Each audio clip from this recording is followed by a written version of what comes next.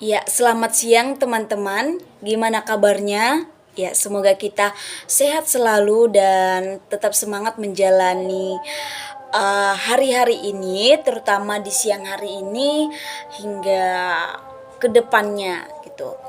Ya, saya akan membahas mengenai penganalisisan wacana. Sebelumnya kita membahas mengenai tindak bahasa. Jadi uh, setelah kita melakukan tindak bahasa, kita harus menganalisis bahasa-bahasa atau tutur kata yang sudah kita terapkan, yang sudah kita lakukan setiap hari terhadap teman-teman kita, terhadap orang-orang di sekeliling kita. Nah, untuk menganalisis wacana ini, tentu kalau kita menganalisis tentu terjadinya sebuah kalimat atau wacana. Kalau nggak ada kalimat wacana, kita tidak akan bisa menganalisis.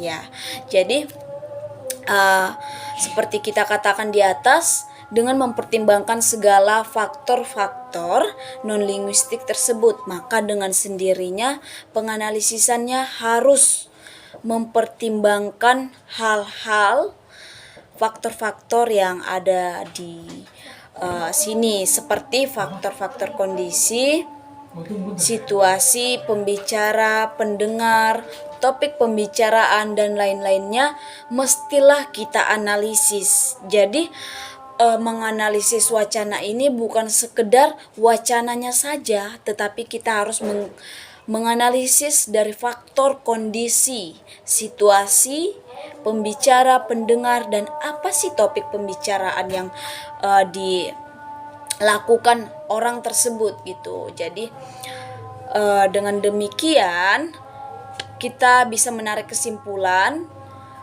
apa yang sedang dibicarakan oleh teman-teman kita. Nah, di sini ada juga dalam buku kecil kesimpulan lahiria itu kita sebut convention, inferensi, dan kesimpulan batinia kita sebut compensation dari inferensi. Jadi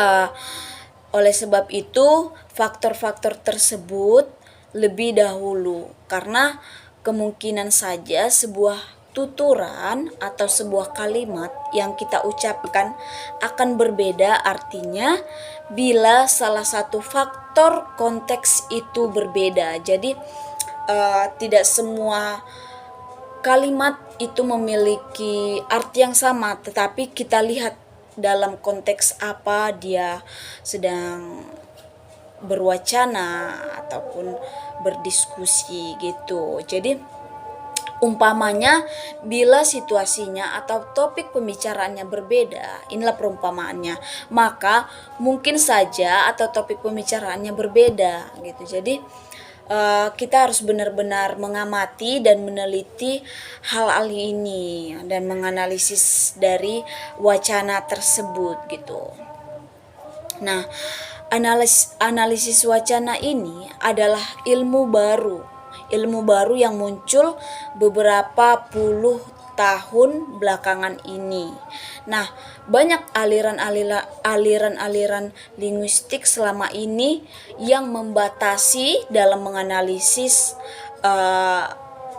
analisis wacana ini. Nah, mungkin saja penganalisisan hanya soal kalimat dan barulah belakangan ini.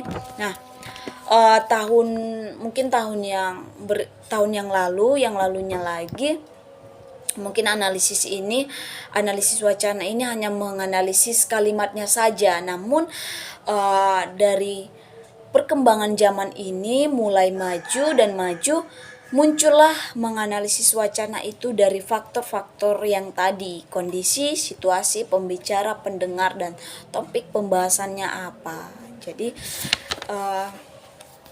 setiap perkembangan zaman ini, semakin berkembangnya zaman ini, semakin berkembang pula dalam menganalisis sebuah kalimat wacana yang terdahulu mungkin para pakar yang sudah menganalisis wacana ini. Jadi untuk kedepannya kita akan menganalisis mengenai analisis pragmatik. Jadi analisis ini memiliki sangkut paut mengenai analisis dari pragmatik. Untuk selanjutnya kita akan menganalisis pragmatik. Terima kasih untuk teman-teman yang sudah menyimak dan mendengarkannya. Semoga bermanfaat untuk teman-teman. Selamat siang dan semangat beraktivitas kembali.